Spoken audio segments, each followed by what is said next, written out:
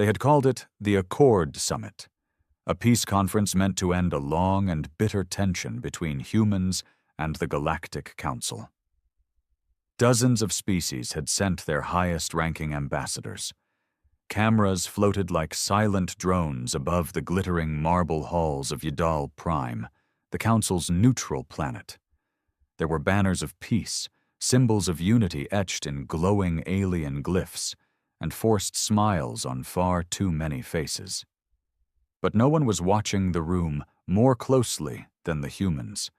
Humanity had earned a seat at the table 2 decades ago, though many of the elder species said it was too soon, too violent, too unpredictable, too emotional. But humans had advanced fast, even faster than the Lorak, who'd once been considered the rising power. In just a few centuries, they'd gone from crawling in the dirt of Earth to crafting warships that could match any in the known galaxy. And the Council didn't like it. They didn't say it out loud, of course. They smiled, nodded, made speeches about equality and peace. But behind every kind word was a sneer, a dismissive flick of a tail, a twitch of feathers, or a muttered slur in an alien tongue. Primates, barbarians, warborn.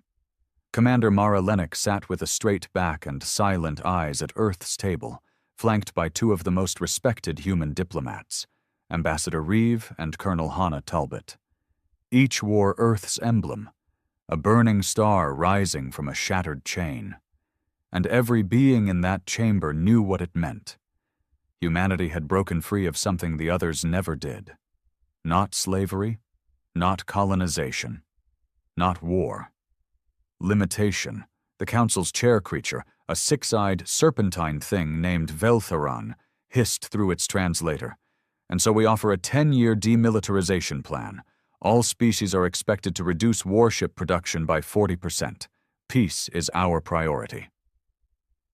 A low murmur passed through the chamber.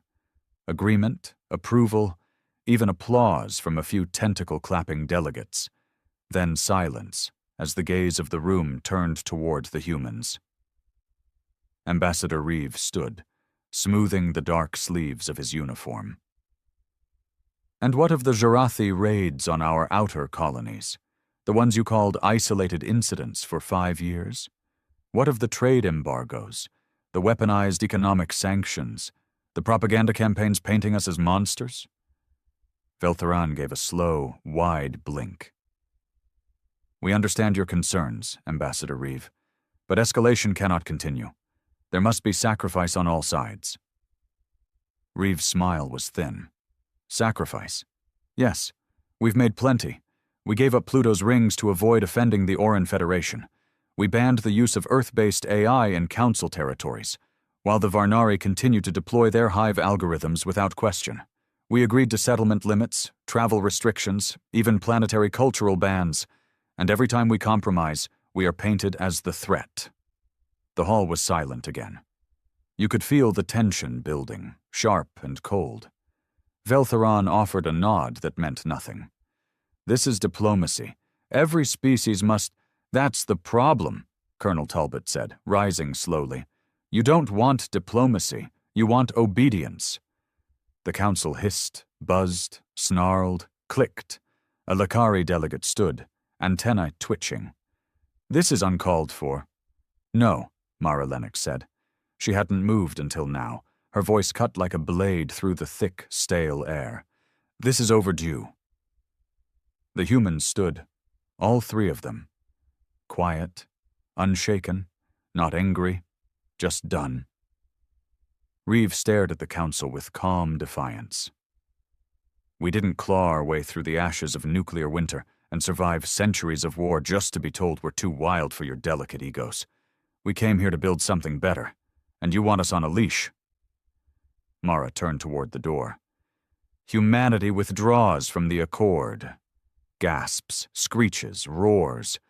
You would leave the Council, a Jarathi cried, its voice rising in panic. Reeve didn't answer. Neither did Talbot. The humans just walked, slow and steady, past the blinking lights, past the cameras, past the statues and symbols of a unity that had always been a lie. The room erupted into chaos, but the humans didn't look back. And somewhere, in the deepest reaches of the galaxy, in a dark room where real decisions were made, not by diplomats, but by kings and warlords, someone whispered the words, "They stood up." And another voice, quieter, colder, replied, "And the galaxy should be afraid." Back on Earth, news of the withdrawal hit like a comet. The headlines blared across every screen. Humanity leaves the Accord. Earth walks out on the Galactic Council. Diplomacy dead? The media scrambled to spin it. Some praised it as a proud stand for sovereignty. Others warned of disaster. But in the corridors of military command and deep state agencies, there was no panic. Just preparation. Commander Mara Lennox sat alone in the orbital command station above Earth. The Earth Spire, they called it. A 90-kilometer-high megastructure reaching past the clouds, into the upper atmosphere. From her glass window, she watched the sunrise roll over the planet's curve. It was beautiful, sure, but Mara didn't care for beauty these days. She cared for readiness. "Any retaliation yet?" she asked. Major Kaito's voice crackled through the comm. "The Jarathi moved a cruiser fleet to the Carlos Ridge an hour ago. No shots fired, but that's not a flex. That's a threat." Mara gave a dry chuckle. "They're testing us. Good. You think they'll hit?" "They'll think about it," she said. "But they won't dare. Not yet." She knew how they worked. The council wasn't just a government, it was a performance. Every decision filtered through layers of politics, species pride, cultural bureaucracy. They wouldn't act until a committee had weighed the odds. And that gave Earth time. Time to get ahead. Down in Geneva, in the granite core underground bunker called the Vault, Colonel Talbot debriefed with Earth's top defense brass. "You did what?" one of the generals barked. "We stood and left. Like we agreed," she replied coolly. "You were supposed to stall for time, not torch the whole damn table." Talbot leaned forward. "You think they were ever going to treat us fairly? They had the sanctions ready before we arrived. The whole summit was a setup. Either we bowed, or they'd make us bleed for pride." The room fell into a tense silence. Then a grizzled admiral at the back, Admiral Rourke, spoke. "Then we'd better prepare to bleed." But not everyone on Earth was ready for that kind of talk. In the megacity of New Jakarta, protesters spilled into the streets. "Peace, not pride," their signs read. "Humans belong in the galaxy." Others wore the old council insignia, chanting against militarist isolationism.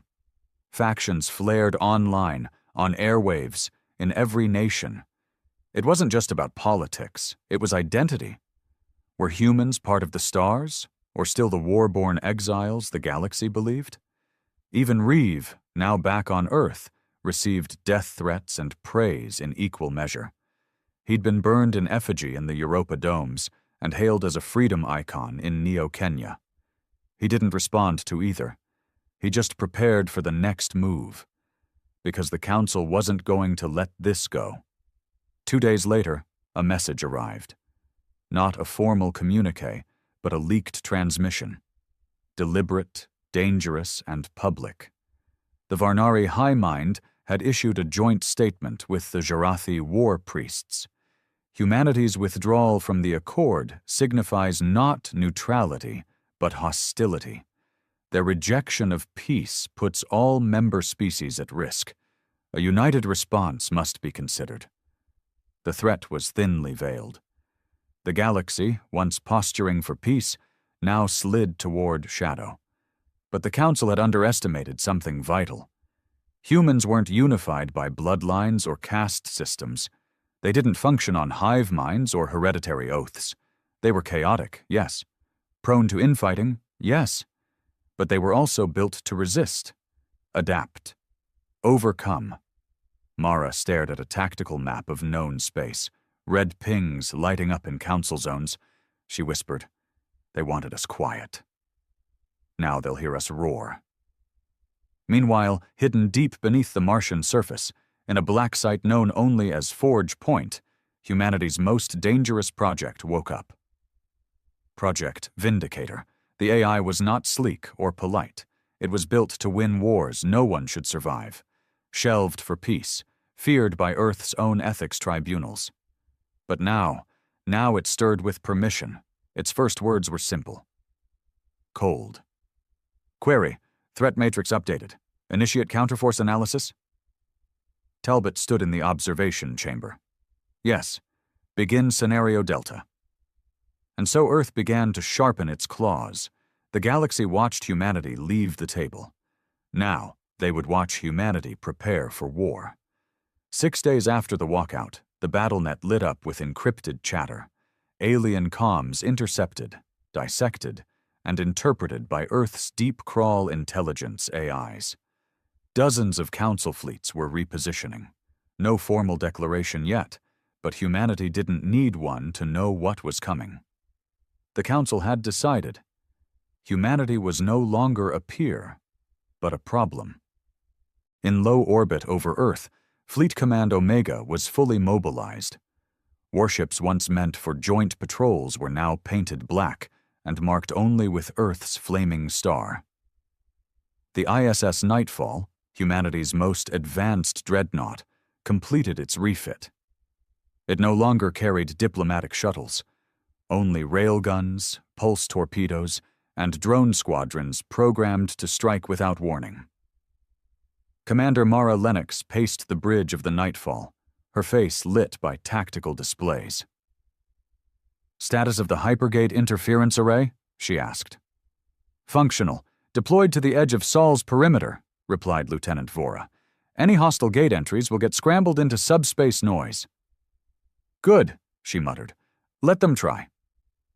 There were only so many ways into Earth's system. The hypergates were the cleanest, but now they were poisoned traps. Any council ship trying to warp in directly would get vaporized in the dimensional crush. Still, the danger wasn't in direct attacks. It was in isolation. The council knew Earth's true weakness wasn't on the battlefield. It was in the supply lines, trade, resources, allies, and already the choke was beginning. On Titan, shipments of helium-3 were halted under a council compliance order. On the Europa trade network, Earth's currency was frozen out. Stations orbiting gas giants reported power grid disruptions, sabotage cloaked under mechanical failures. The slow strangulation had begun. At Forge Point, Project Vindicator continued its predictive modeling. On one screen, it showed a red map of Earth's economic viability in the next 8 months if embargoes persisted. Result: societal unrest probability, 61%. Civil destabilization, 43%. Risk of planetary economic collapse, 31%. Talbot stared at the data. We don't have 8 months. No, Reeves said, entering the chamber. His face was pale. We have one. He tossed a data chip onto the console. Council's going to vote on a planetary containment resolution. If it passes, they'll designate Earth a rogue system. Full blockade. Sanctioned military force. They're not bluffing. Talbot's jaw clenched. And what are the Terran Alliance members saying? Reeve shook his head. Most are staying silent. A few are already backing away. They're terrified. And honestly, I don't blame them. But Mara didn't flinch. She stared at the stars through the Nightfall's viewport. Each one a possible enemy. Each one a lie that had once promised peace. She opened the comm line. All units, this is Commander Lennox. Effective immediately. Earth is under DEFCON 1. We will not wait to be strangled. We will not go quietly into subjugation. Begin Operation Sundagger. Across Earth's outer colonies, silent fleets powered up, blackout beacons activated, and somewhere on the edge of the Sol system, a human stealth cruiser launched on a one-way jump toward a council data relay. Its mission was simple. Shut the galaxy up. Back on Yadal Prime, Veltharan coiled around a table of panicked ambassadors. "They're escalating," a Lakari hissed. "This is madness." "No," the Varnari Highmind replied in its cold, hive whisper. "This is evolution. The primates have teeth." The council wasn't ready, not really, because they'd believed their own propaganda, that humans were just another species that could be folded, trained, contained. But humanity had never played by the galaxy's rules. When diplomacy failed, they didn't whine, they didn't retreat, they adapted, they retaliated, and worst of all, they remembered every insult, every betrayal, every slight disguised as policy, every lie dressed as diplomacy. Now they had no more patience, and nothing left to lose. The stealth cruiser, ISS Revenant, moved like a ghost along the edge of dark space, undetectable, invisible to council surveillance. Cloaked in silence, wrapped in layered subspace distortions, it was the sharp tip of Operation Sundagger. A dozen elite operatives were aboard.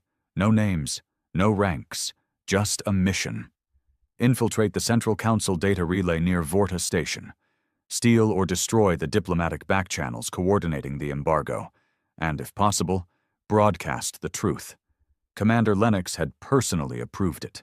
Quiet wars required loud messages. The galaxy needed to see the Council's hypocrisy, unmasked. On board the Revenant, Agent Dax crouched in the dark of the launch bay, checking his plasma rifle's coil for the 5th time.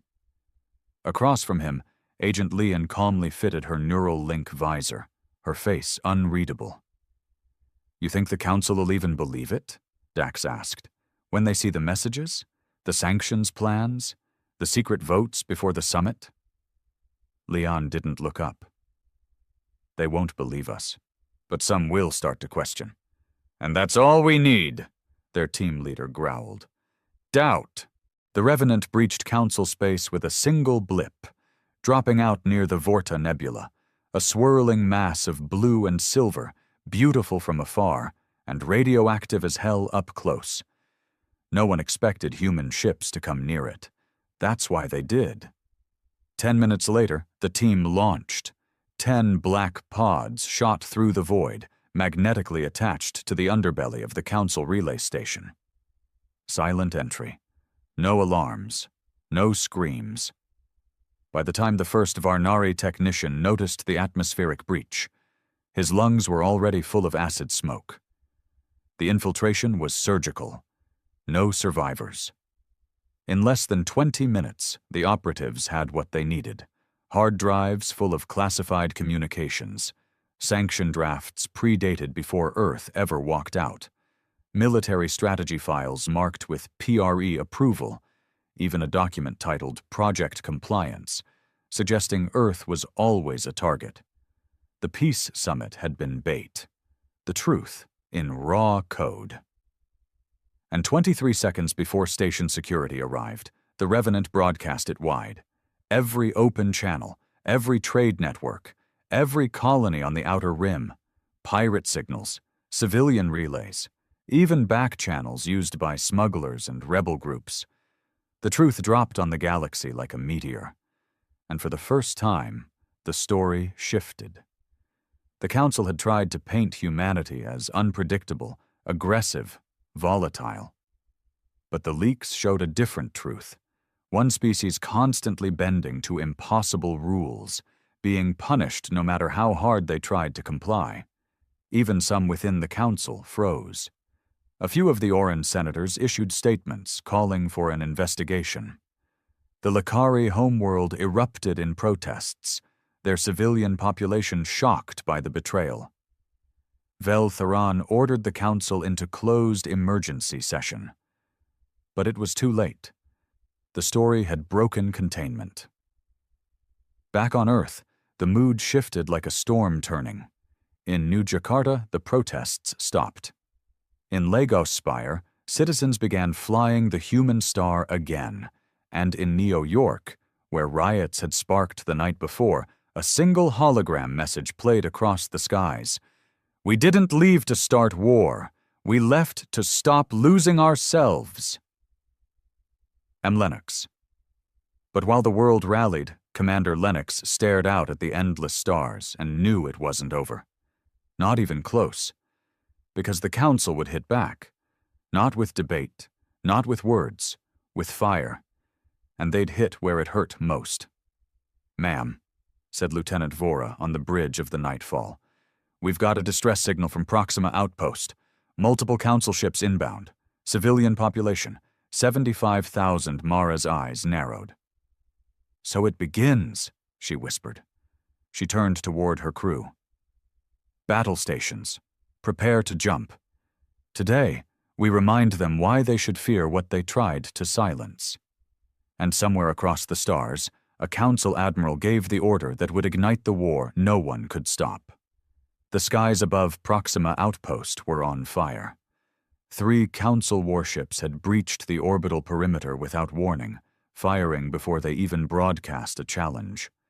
Civilian transport shuttles exploded in arcs of light. The orbital station, a symbol of Earth's peaceful expansion beyond Sol, cracked in 2. Debris tumbling toward the colony below.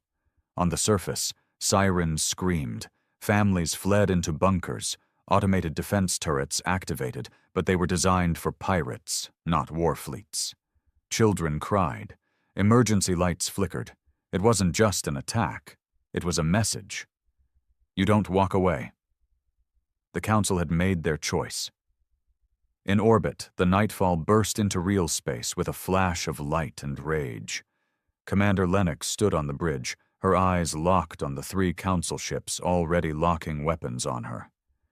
Status? Shield integrity at 94%. Forward batteries online. Drone squadron primed. Civilians still evacuating. Less than 30% out. Mara clenched her fists. "They want to make an example of us," she said. "Let's oblige." She didn't give a speech. She didn't wait. She gave the order.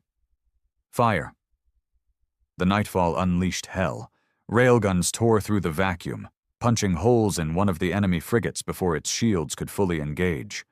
Drones swarmed like a mechanical hive, hitting blind spots mapped long ago in Earth's classified vaults. Plasma torpedoes screamed toward the command destroyer, melting its side armor on impact. But the Council ships responded fast. Trained, aggressive, ruthless. They weren't here for diplomacy. They were here to annihilate. The Nightfall took a hard hit to its starboard hull, sending a tremor through the bridge. Sparks rained from the ceiling. One crewman was thrown into a bulkhead, neck snapping on impact. "Medical team to deck 3, someone shouted. "Return fire! Target their engines!" Lennox barked. Below, in Proxima's underground command center, Governor Erison watched the orbital battle from a flickering screen. "Why aren't the Council responding to our surrender?" he demanded. The defense officer beside him shook her head. "They're not here for surrender. They're here to erase us." On the feed, the 2nd Council frigate exploded, its core detonating in a blossom of blue fire. Cheers erupted from the bunker, then silence as one voice murmured, "They're retreating." In orbit, the remaining destroyer veered off, bleeding plasma and smoke. The Nightfall didn't pursue. Mara didn't want a chase. She wanted survivors. Let them crawl back to the Council. Let them deliver the new message. Earth fights back. After the battle, Mara walked through the Nightfall's medbay, where injured crew lay in silence. Some stared at the ceiling. Some wept. One just clutched a bloodied Earth emblem in their hand. "Send this to command," she said to her comms officer. "We held the line at Proxima. We bled, but we held." And elsewhere, across colonies, neutral systems, even hidden rebel nodes, people watched the footage. A lone human ship, outnumbered, holding its ground, defending civilians, fighting not for conquest but for survival. And slowly, something terrifying started to happen. Support. The Vascan trading clans, long considered fence-sitters, announced a pause in Council trade. The Serac nomads began transmitting old Earth music in defiance of Council blockades, broadcasting the song "Don't let them burn your sky" across deep space channels. Even a few Lakari diplomats, trembling but resolute, publicly condemned the attack on Proxima as a breach of every law we claim to uphold. And on Earth, Talbot met Reeve in the war room, both faces pale. "They drew first blood," Talbot said. Reeve nodded. "Now the galaxy gets to see what happens when humanity doesn't flinch." Back in deep space, a Varnari mothership listened to thousands of intercepted transmissions. One voice rose above them all. A human civilian, barely audible, saying, "We may not have the numbers, we may not have their legacy, but we've got something they forgot to fear, resolve." The ship's AI flagged the word, resolve. And then, across Council intelligence reports, a new designation appeared in red. Humanity, status, uncontained. A week after the Battle of Proxima, the galaxy changed forever. Not because of the ships destroyed or the blood spilled or the sudden halt to Council supply lines, but because of who began to speak. Across hundreds of worlds, voices once quiet, once obedient, started to question the very structure of galactic peace. Civilian broadcasts in Council-aligned systems ran unsanctioned footage of Proxima. Human civilians huddled underground, children screaming under bombardment, followed by the nightfall rising like an angel of vengeance and forcing the attackers to retreat. It didn't look like aggression. It looked like survival. And for the first time, many began to wonder, had the humans been right all along? On Yadal Prime, chaos brewed behind closed doors. The Council emergency session was no longer calm or calculated. The elder species yelled over each other, gestures turning violent, translations failing under the sheer weight of emotion. Veltharan struck the floor with its tail, a booming slap that silenced the chamber. "They will destabilize the Accord," it hissed. "If humanity is allowed to continue unchecked, every species will believe they can defy this council." One Lakari delegate stood, trembling. Or perhaps they'll believe they can survive without it. That murmur of doubt had never existed before. Now it echoed. Back on Earth, Commander Lennox met with Talbot and Reeve in the Vault's strategy chamber. The room felt heavier than usual, the light colder. "We're winning hearts," Reeve said, folding his arms. "But it won't last. Sympathy fades. Empires don't." "We can't win a long war," Talbot said grimly. "Not one fought on every front, with every trade lane sealed and every comm channel poisoned." "We won't fight a long war," Mara said quietly. "We'll end it fast." She placed a data chip on the table. It glowed red. Reeve frowned. "What is that?" "The Ghost Fleet." Both of them froze. That name hadn't been spoken aloud in years, not because it was classified, but because it was terrifying. 27 stealth ships, cloaked beyond known detection, equipped with banned weaponry, black hole warheads, neural disruptors, nanophage torpedoes, never officially acknowledged, not even during Earth's closest brush with extinction. "They were decommissioned," Talbot whispered. Mara shook her head. They were buried. Waiting. For the day diplomacy died." Reeve stared at her. "You're proposing mass retaliation. We won Proxima on the moral high ground. You want to throw that away?" "We didn't start this war," she said. "But we are going to end it, one node at a time." The Ghost Fleet launched within 48 hours. Unseen. Unknown. And across the stars, Council black sites, unofficial prisons, weapons research labs, shadow colonies began to vanish. Not explode, not burn, vanish. No communications, no escape pods. Just silence, the kind that chokes systems. At first, the Council thought it was sabotage, then pirates. But when they found a single pulsing beacon on the edge of the Narthan wastes, broadcasting Earth's old pre-warp Morse code, it became clear. The humans weren't just retaliating.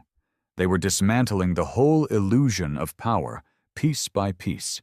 And then, in a moment the Council had feared since the day Earth first built its own warp gate, humanity did the unthinkable. They took a Council world. Ilvana 3, a minor trade hub, rich in diplomatic history, completely dependent on the Accord for defense. One night it was under full Council control. The next morning the Earth flag flew above its capital dome. No civilian casualties, no long siege, no broadcasts, just one hacked feed playing a simple message. You told us peace was conditional. We reject your terms. Shock spread like wildfire. Even Earth's own citizens didn't know what to make of it, but the effect was immediate. Council supply chains snapped, allies panicked, small empires fractured, and the Varnari High Mind issued a rare statement. Humanity is not at war. It is correcting a lie. Veltharan raged. Then we must show them the truth of power. But no one answered, because in every chamber of authority, one terrifying fact was settling in like a sickness. The humans weren't fighting to win. They were fighting because they had already decided they'd rather burn everything than crawl again. It began as a whisper, just a rumor passing between ships at port, soldiers in backroom barracks, civilians on crowded trams. The humans took another world. Not with fleets, not with demands, but with a message, a warning, and then silence. In just 3 weeks, Earth had captured 4 minor council systems. No unnecessary bloodshed, no propaganda campaigns. They didn't need to scream their victories. The galaxy was screaming for them. Every planet they seized was a reminder. Humanity was done playing by someone else's rules. In the outer edges of council space, chaos bloomed like a plague. Supply chains collapsed, trade convoys rerouted, entire sectors began to shut down.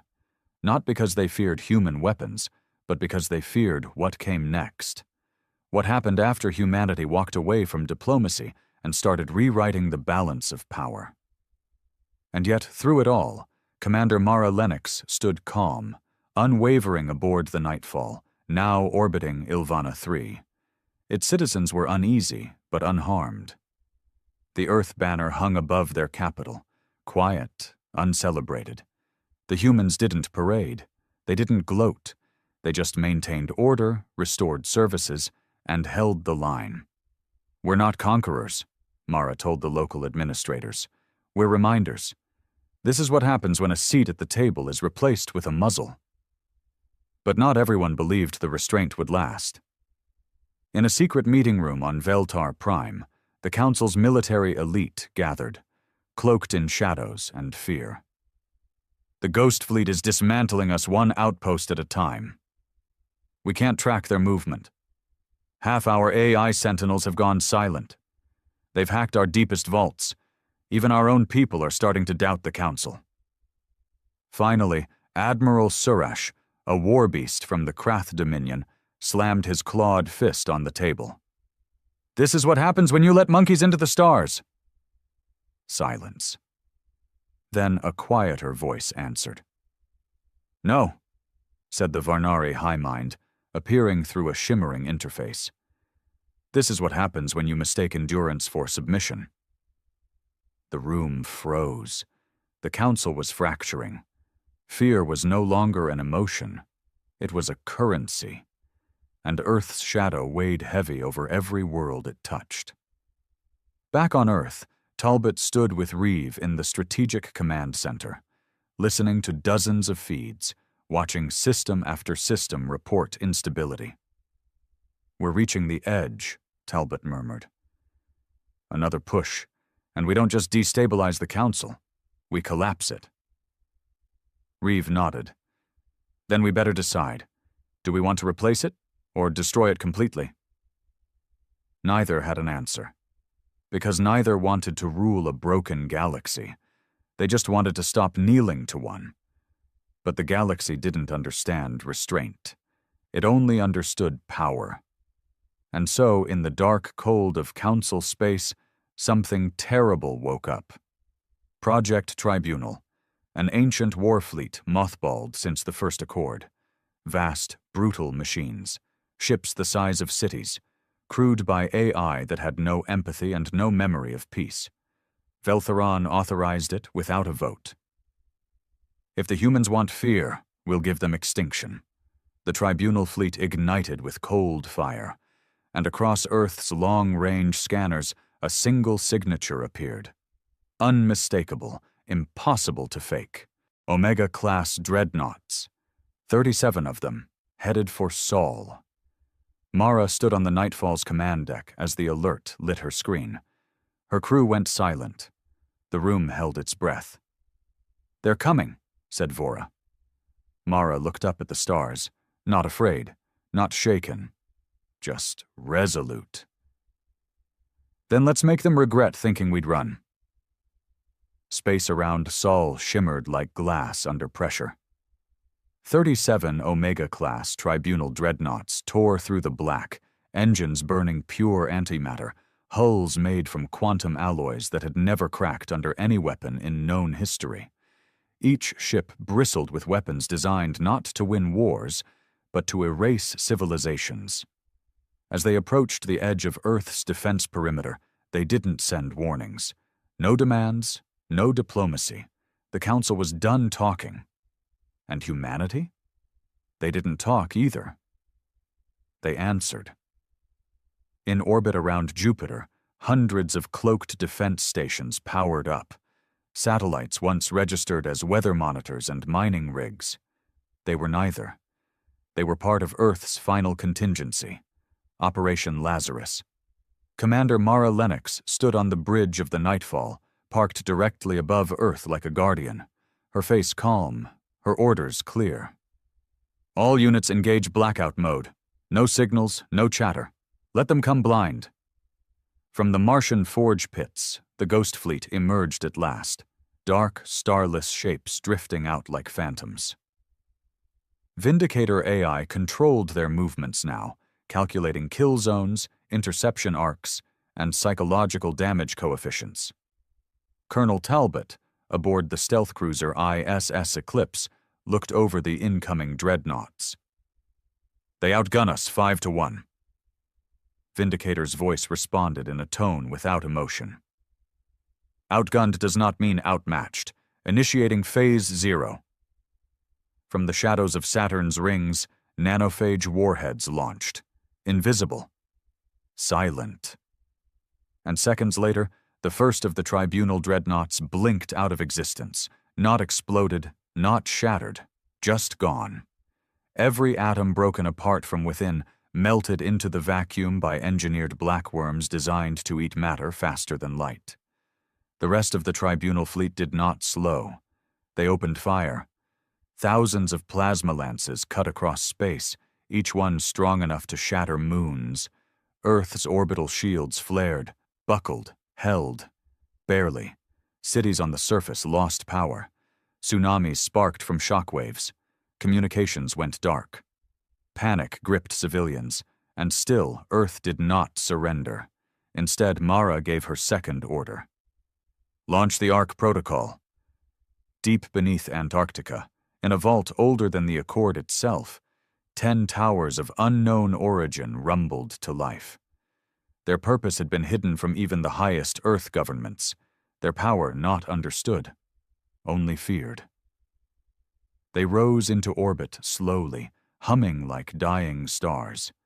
And when the next wave of dreadnought fire arrived, the arcs did the unthinkable. They bent space. Shots meant for Earth twisted mid-flight, folding into subspace folds and firing back at their source. Tribunal dreadnoughts took their own plasma bursts at full force. 2 exploded on the spot. 3 more drifted helpless, their hulls twisted by gravitational inversions. Then came humanity's final message, one last broadcast, open frequency. It was Mara. No threats, no screaming, just her voice. Calm, steady. "You wanted to teach us fear, but we were born in it, molded by extinction. You believed you could control peace by controlling us. Now, You will see what peace looks like without Earth in your hands." And with that, Earth's remaining fleet charged. It was brutal, chaos wrapped in silence. Dozens of tribunal ships fell, surrounded, devoured, disabled. Earth lost hundreds of pilots. Whole wings of drones vanished in the void. But they never broke.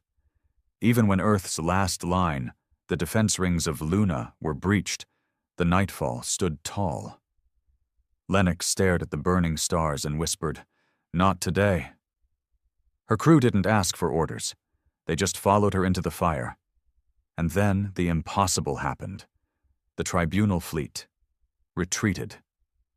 What remained of them limped back toward Council space, crippled, confused, not because they couldn't win eventually, but because they'd seen what no species had ever made them see.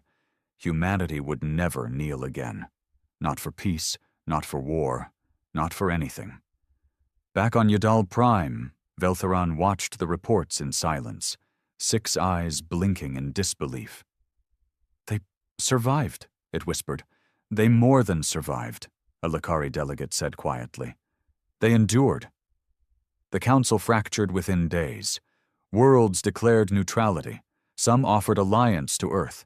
Others simply stopped answering council calls. And in the dark, vast center of the galaxy, a new fear was born. Not of human weapons, but of human memory. Because humanity remembered everything, every insult, every betrayal, every time they were told to wait, to calm down, to behave. We were never supposed to fight back. That's what they thought when they came down from the skies with their shining armor and voices like thunder. The Zirathi. That's what they called themselves. Some ancient name from some ancient empire that stretched across galaxies. They claimed they were our gods, that we were created to serve them. And for a while, most of us believed it. It started with the skies turning red. Not from war, not at first, but from their ships, hundreds of them, floating like metal gods above Earth's major cities. They didn't shoot. They just hovered there, casting shadows that stretched for miles. Then came the broadcast, in every language known to man, at the exact same time. "You were made to serve. You have forgotten your place. We are here to remind you." It was calm, cold. No emotion, but it hit like a hammer. People dropped to their knees in fear, not because they were convinced, but because when someone appears out of nowhere, shuts down your satellites, turns off your nukes like flipping a light switch, you listen. You obey. They called it the Restoration. Their soldiers weren't like anything we'd ever seen. Tall, sleek, armored from head to toe in silver, with eyes that glowed like dying suns. And they didn't need to yell. They didn't bark orders. They just looked at you, and you felt something inside you go still, like your will was shutting down. In the first month, they took control of everything. Governments surrendered. Militaries were disarmed. Resistance? Crushed. Not with blood, at least not at first, but with silence. They erased records, history, leadership. It was like Earth was being rewritten in real time. Our flags came down. Their symbol, a spiral with a blade through it, went up. They didn't kill randomly. That's what made them scarier. They picked, chose, engineers, scientists, thinkers. Anyone they saw as useful was taken. Re-educated, they said. We never saw those people again. And if you fought back, if you raised your hand, your entire bloodline disappeared. Not just you, everyone with your name. My brother, he was one of the first to disappear. He hacked a broadcast tower and tried to tell the world the truth, that the Zirathi weren't gods, that they had been beaten before, that humanity wasn't some failed project. They just feared what we could become. He said something else, too, something that stuck with me, even after the tower exploded and half of Chicago went dark. They want us to kneel so they can forget the one species that made them bleed. I didn't even understand it at the time, but I remembered it. For months, I laid low, like everyone else, wore the gray uniform, ate the rationed food, repeated their chants during the daily obedience cycle. And all the while, I watched. I listened. And I waited. They thought they broke us. They thought they erased our past. But you can't delete the fire in a human soul. You can bury it, smother it. But it's still there. And when it finds air, it explodes. I found that air in the ruins of an old library in Ghana. That's where I met her. Leon. She was barely 20. Small. Quiet. But when she spoke, it was like the earth paused to listen. She was the daughter of a linguist and a coder. Her father had hidden fragments of old human history in coded books, scattered across continents. Leon had found 3. I had found 2. Together, we realized the truth. The Zirathi didn't create us. They enslaved us once, thousands of years ago. But we fought them off, wiped them from our sky. They erased that chapter from our memory, but not completely. Leon showed me something else, an ancient symbol, older than the spiral of the Zirathi. It looked like a shattered crown with fire behind it. "You see this?" she said. "This was humanity's flag when we burned their empire down the first time." And in that moment, I knew. We weren't just survivors. We were the reckoning. We didn't start with guns. We didn't have any. The Zirathi had stripped the world clean of weapons, explosives, even sharp tools in some regions. But what they forgot, what they could never understand, was that humans never needed machines to start revolutions. We just needed a reason. Leon and I kept moving, city to city, ruins to ruins, following clues her father had buried years before. It wasn't just about history anymore. It was a blueprint, a map of what we once were and what we could become again. Each location unlocked a part of the past. Cairo held transcripts of the first rebellion. New Delhi had coordinates to ancient underground labs where we once experimented with gene-enhancing tech. In Sao Paulo, we found the last piece, a vault hidden beneath the city, sealed with old Earth code, DNA locked to descendants of those who fought in the first rebellion. It opened when I touched it. Inside weren't weapons, not in the traditional sense. But what we found was far more dangerous. Memory. Databanks of human history scrubbed clean by the Zirathi. Videos, audio, journals, evidence that they had tried this before, that they had failed before, and that we had made them bleed. We weren't just some backwater species that crawled out of the dirt. We were the reason their homeworld burned, the reason their empire shattered, the reason they feared Earth. But this time, they came prepared, wiser, quieter, and more methodical. I sat in that vault for hours, reading journal after journal. Names like General Yara the Unbroken, Engineer Kofi Malem, a pilot named Hester who once crashed a starfighter into the heart of their planetary core just to make a statement. And I cried. I wasn't ashamed. Because in that silence, surrounded by the ghosts of a forgotten rebellion, I realized something important. The Zirathi didn't want us to remember, because memory is rebellion's sharpest weapon. When we came out of that vault, something had changed in us. We were no longer scavengers of the past. We were soldiers of it. And there were others like us, hidden all over the world, people who remembered pieces, who saw cracks in the Zirathi's story. Farmers, teachers, mechanics, a 13-year-old boy who built a signal jammer out of scrap and old radio parts, a grandmother in Istanbul who had handwritten the Constitution from memory and taught it to children like bedtime stories. So we started building. Not weapons. Networks. We used old code, hidden frequencies the Zirathi couldn't detect. Leon taught them how to encrypt in patterns based on Earth's old poetry, rhythm and rhyme as code. It was genius. I taught them how to move without being seen, how to speak without words, how to look a Zirathi in the eyes and think only of silence. We weren't just surviving anymore. We were organizing.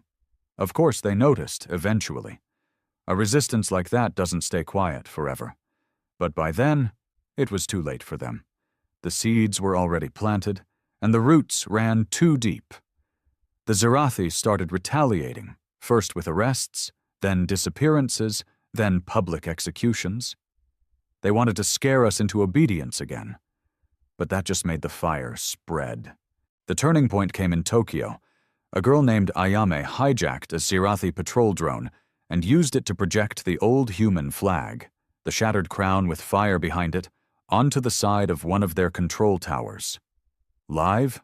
Global? They tried to shut it down, but we jammed their signal feeds. And for the first time in a century, Earth saw its own symbol light up the sky.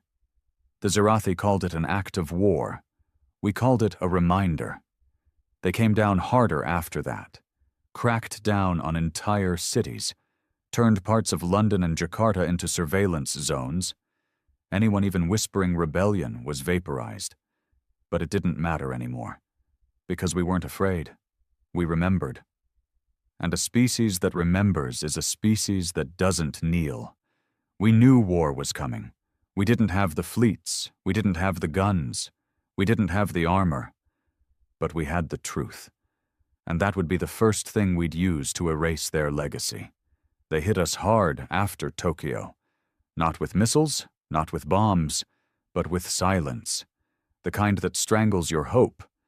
Entire cities went dark overnight. Not a power outage, obliteration.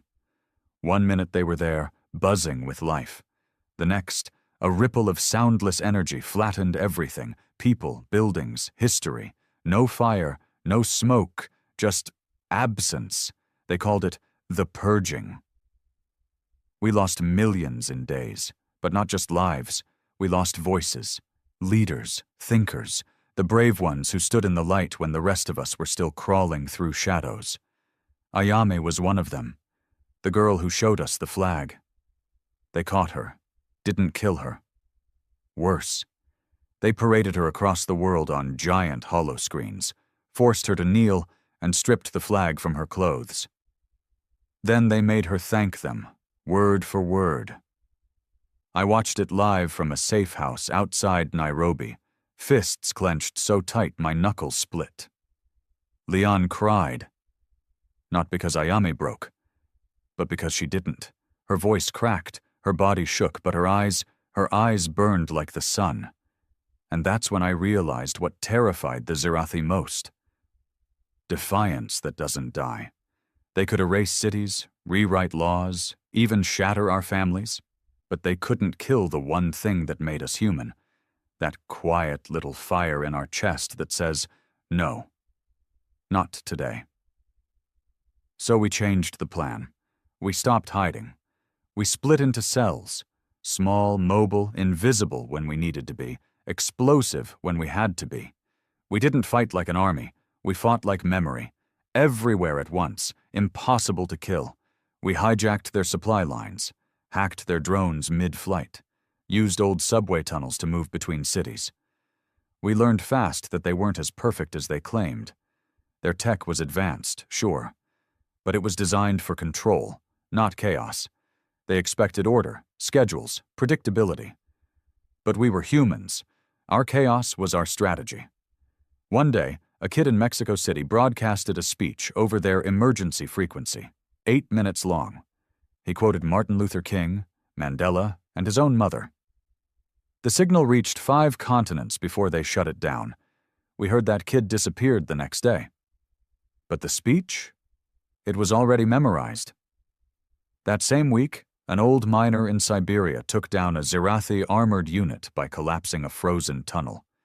They said he was 73 years old. He smiled right before the blast. Acts like these weren't big in the scale of war, but they weren't meant to be. They were reminders that we were still here, still breathing, still refusing to kneel. I started leading a cell of my own. We called ourselves Ashes of Crown, after the flag. Our motto? You erase, we remember.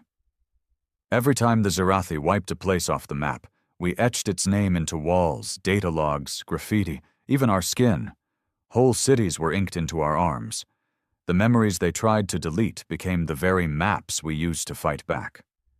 One night, in the ruins of Berlin, we got our first real victory. A data vault, deep underground, guarded by an elite squad of Zirathi enforcers.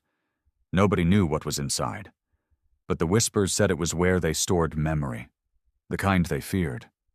Proof. Evidence. The kind of truth you can't burn. It took 6 of us. Only 3 made it out. What we found inside didn't just change the war. It changed everything.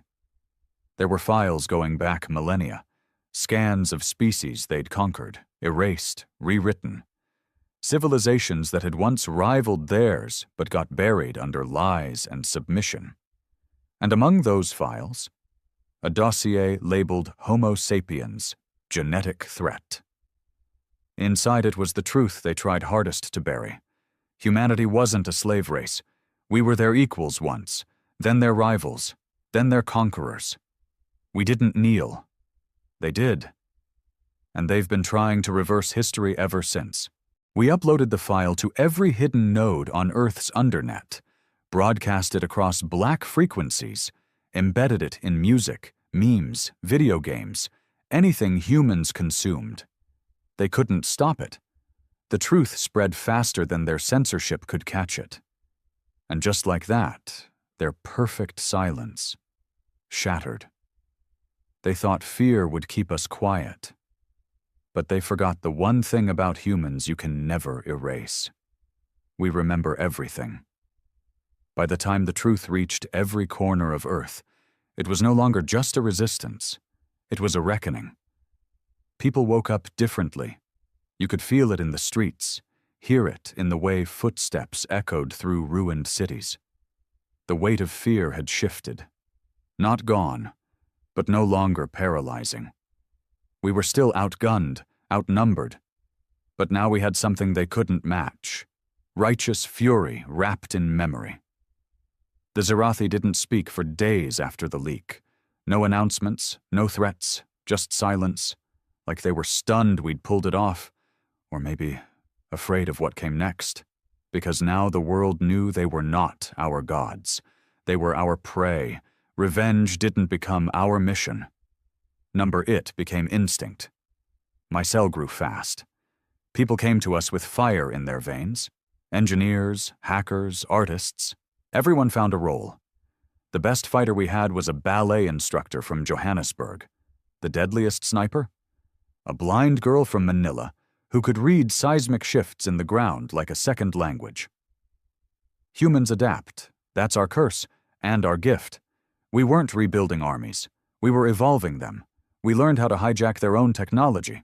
Their language, once a mystery, was now being decoded by teenagers with neural implants and a grudge. Their energy weapons, thought to be DNA locked, turned out to have flaws. And guess what? Rage is a better key than science. I still remember the first time we turned their own weapon against them, Lagos. A patrol squad spotted one of our operatives tagging a building with the broken crown symbol. She should have been dead in seconds. But her backup was waiting. A redirected pulse cannon. One blast. 3 armored Zirathi vaporized. We didn't run. We watched them burn. From that moment on, retaliation became revolution. Cities that once echoed with silence began to hum with life again. Not normal life, but purpose. Organized chaos, secret hospitals in abandoned schools, drone factories beneath cathedrals, black market data hubs built from church organs and rusted cars. The Zirathi scanned for weapons. But what they couldn't detect were ideas. And ideas were spreading like wildfire.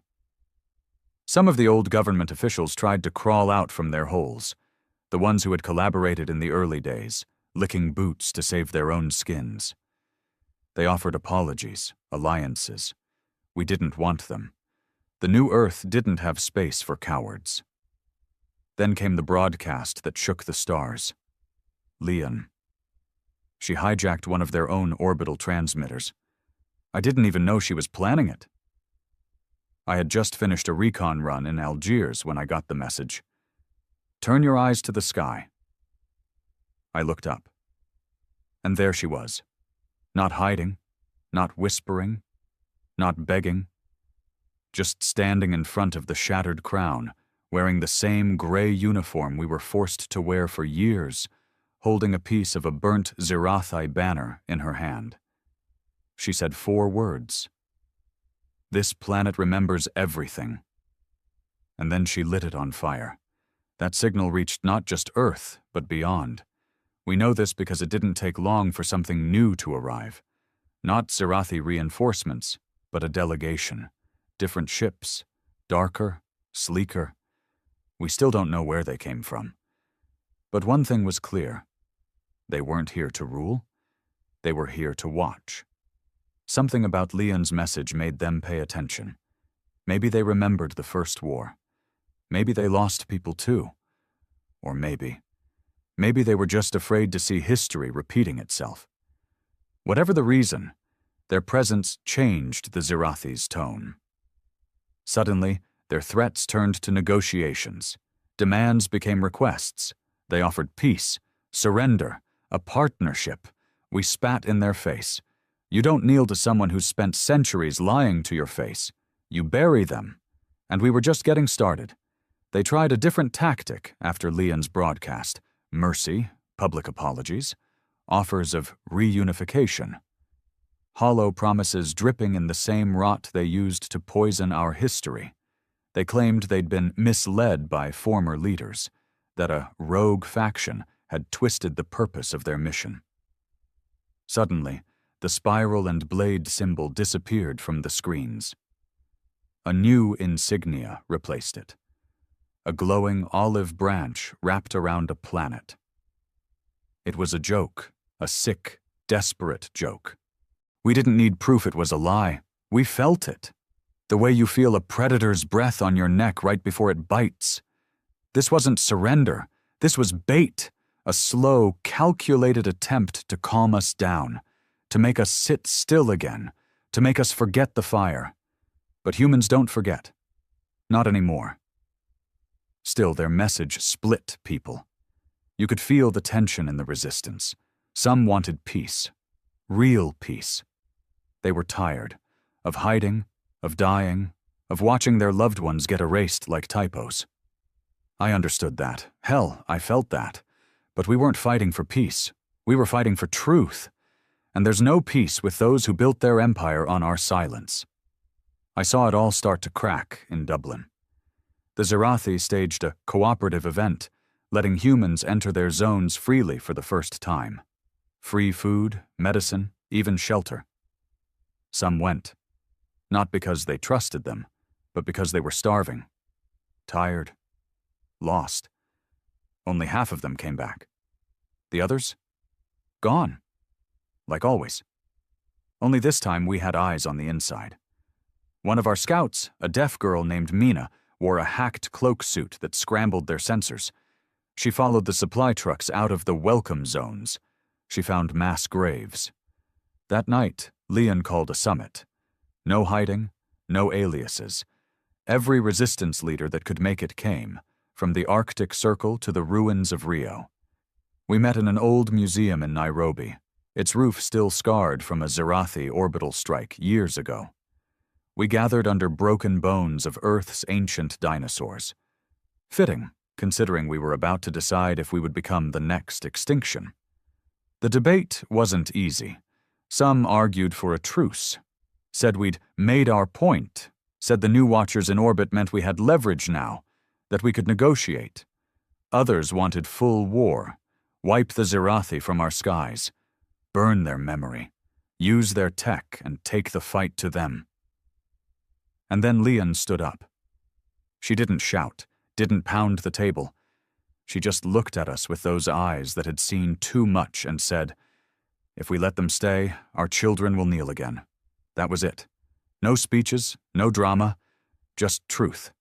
We voted that night, unanimous, no surrender, no truce, no survivors. The war changed after that. We stopped reacting and started planning, coordinated attacks, city by city, region by region. We used the old satellite grids they thought were long dead, reactivated by a kid named Juno who used to repair washing machines. Our code ran through the stars now. Human code. We took back Cairo in 3 days. New York in 5. Paris fell without a fight. Locals had already sabotaged the power nodes. The Zirathi began pulling out. Not retreating. Retreating is human. They vanished, slipping into the dark like a monster hiding under the bed again. But we weren't kids anymore. We knew how to fight in the dark now. That's when we learned about Arc Station 1, their last outpost, floating in low Earth orbit. The origin of the purging beams, the command node of the memory suppression grid, the final link to the system that made erasing cities so clean, so easy. If we took it down, they wouldn't be able to hide anymore. No more silence, no more vanishing acts, just them. And us. Face to face. Arc Station 1 wasn't a myth anymore. It was real, orbiting just outside our reach, cloaked behind a satellite shadow network, feeding commands to their remaining forces on Earth. Every purging beam, every psychic broadcast, every digital wipe, they all came from there. It wasn't just a command post. It was their last stronghold, their bunker of lies. If we wanted to end this, we had to burn it down. But getting to it? That was another story. We didn't have ships, not like theirs. The Zirathi made sure humanity's space programs were dismantled in the early days. NASA, ESA, JAXA, scrubbed clean. Every orbital launch pad was bombed or sealed under their tech. They thought if they locked the sky, they locked our future.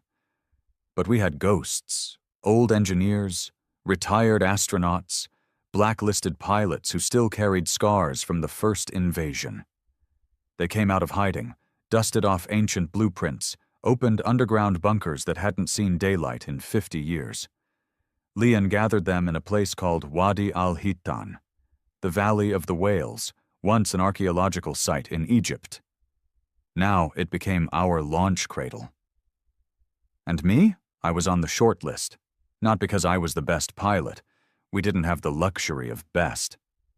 But I had one thing the others didn't. I had seen Arc Station 1 up close.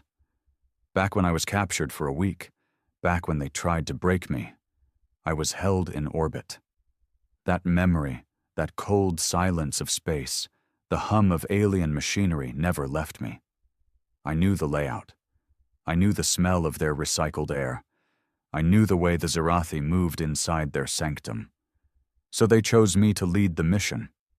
We called it Project Echo, named after the one thing the Zirathi could never kill: our voice bouncing back. The ship was built from scraps, an old suborbital shuttle, reinforced with stolen Zirathi plating. The engine?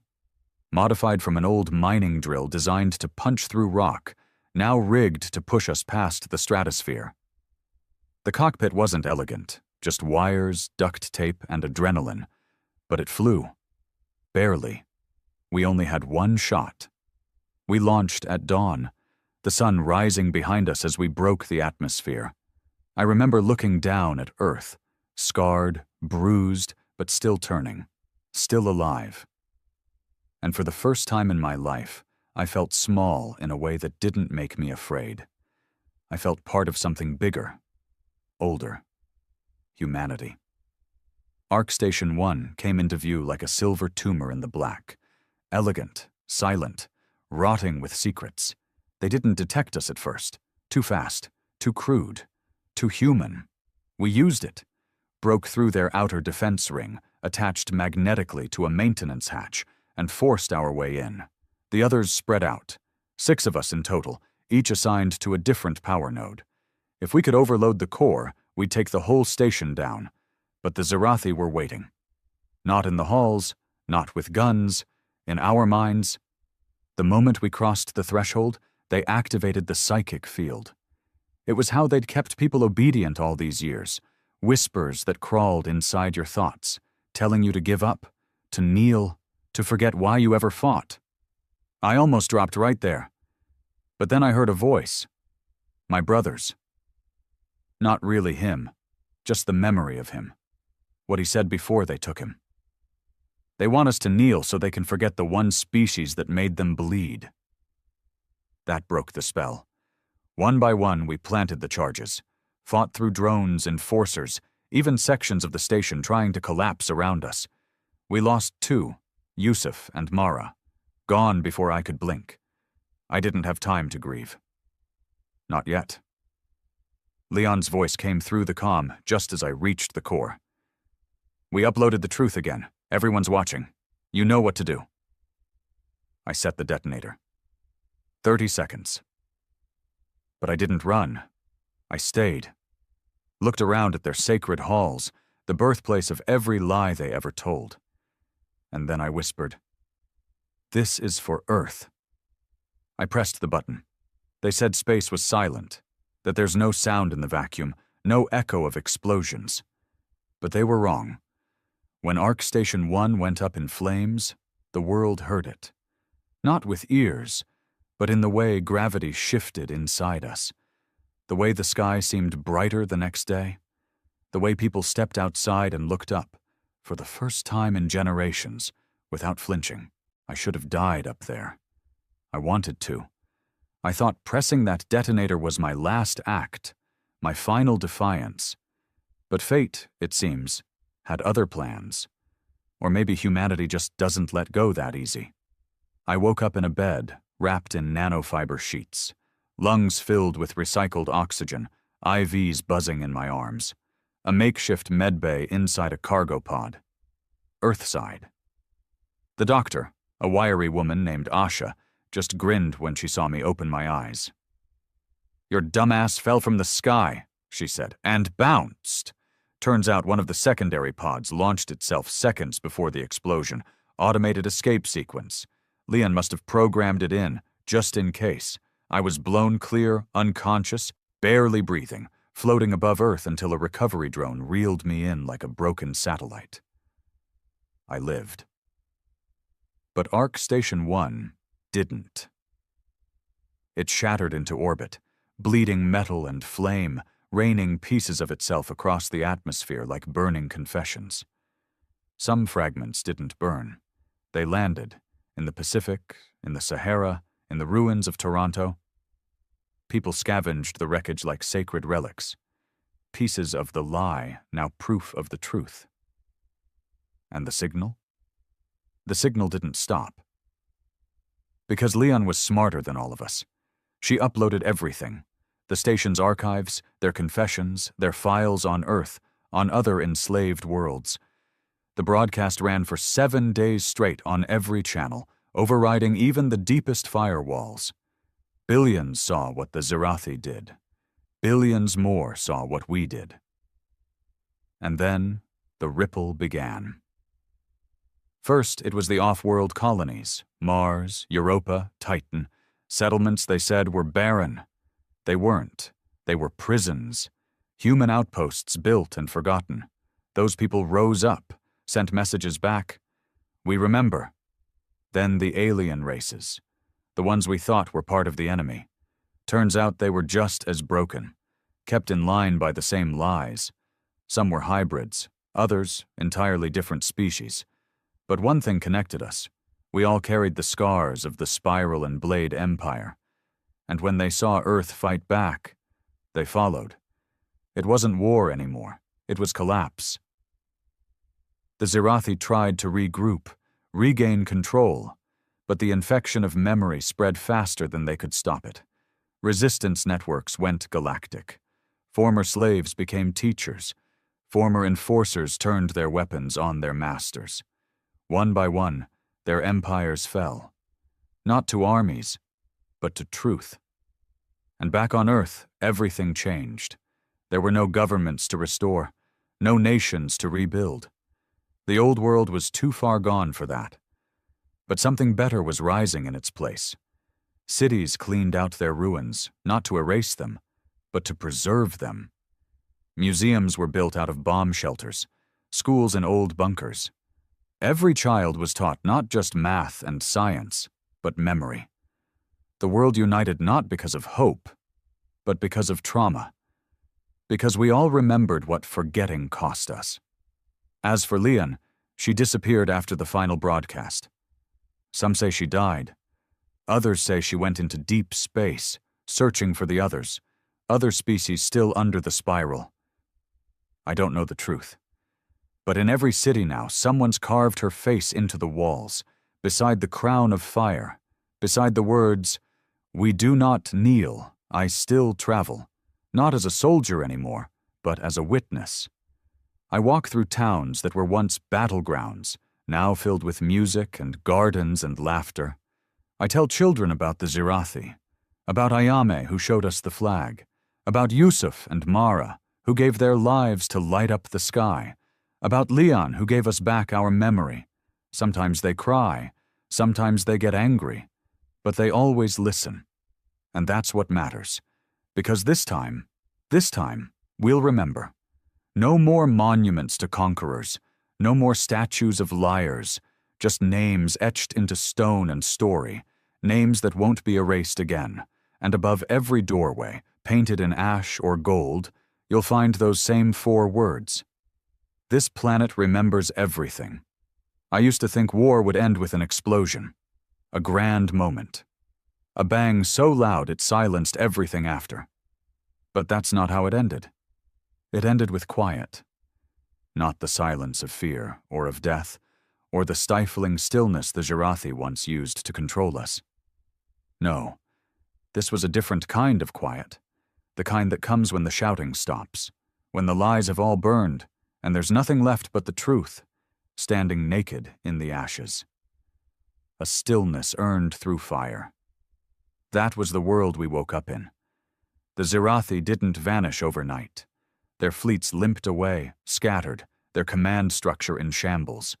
We tracked their transmissions, faint, desperate, calling out to remnants of their crumbling empire.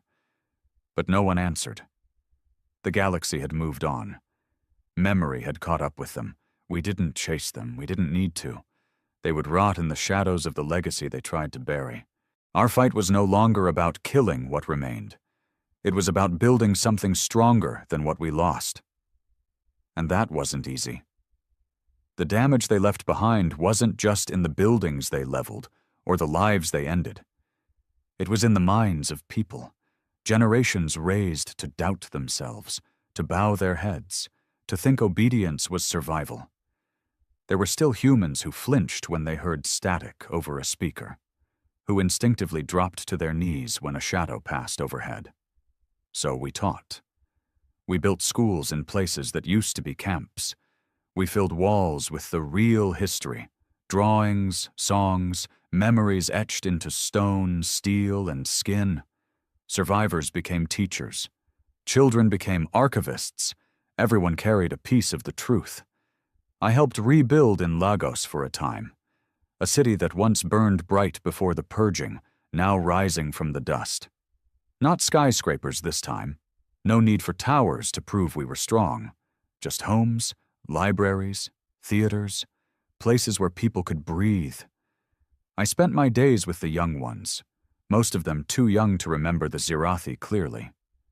That was dangerous. They hadn't seen the way we bent, hadn't felt the shame of forgetting who we were. So I made sure they learned. Every night I told them stories, not of war, but of defiance.